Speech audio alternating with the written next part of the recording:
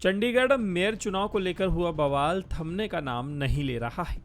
दरअसल मंगलवार को चंडीगढ़ मेयर इलेक्शन हुआ था, जिसमें बीजेपी और विपक्षी दलों के इंडिया गठबंधन का पहला सीधा मुकाबला था। इसमें बीजेपी ने बाजी मारी और बीजेपी पार्षद मनोज सोनकर को मेयर चुना गया। उन्होंने आप कांग्रेस के इंडिया अलायंस के कैंडिडेट कुलदीप टीटा को 4 वोटों से हरा दिया। भाजपा के मनोज को 16 और आप कांग्रेस के कैंडिडेट टीटा को 12 वोट मिली, जबकि अलायंस की 8 वोटें इनवैलिड कर दी गई। मेयर चुनाव के लिए सांसद और 35 पार्षदों ने वोट डाला। चंडीगढ़ मेयर चुनाव हारने के बाद आम आदमी पार्टी के नेता बीजेपी पर बेईमानी का आरोप लगा रहे हैं। दिल्ली के मुख्यमंत्री अरविंद केजरीवाल ने कहा कि बीजेपी चुनाव जीतने के लिए किसी भी हद तक जा सकती है। आम आदमी पार्टी और कांग्रेस के गठबंधन को 20 वोट पड़ने थे, हमें 12 वोट पड़े और हमारे 8 वोट इनवैलिड घोषित कर दिए गए और भाजपा का एक भी वोट इनवैलिड नहीं घोषित किया गया।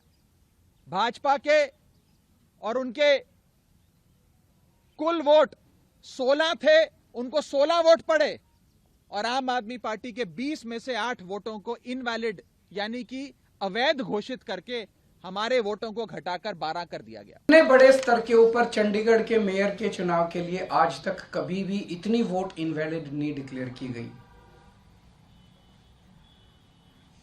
36 में से 8 वोट इनवैलिड मतलब 25% वोट। अगर इनसे 36 वोट काउंट करने में इतनी बड़ी धांधली कर रहे हैं, देश का जब बड़ा चुनाव होगा उसमें तो 90 करोड़ वोट पड़ते हैं, उसमें तो पता नहीं किस लेवल की धांधली करते हैं ये लोग।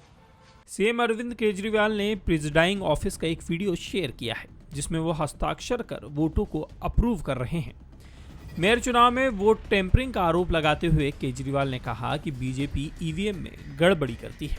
अगर भगवान की कृपा से इंडिया गठबंधन लोकसभा चुनाव जीत गया तो डोनाल्ड ट्रंप की तरह वो अपनी सीट नहीं छोड़ेंगे।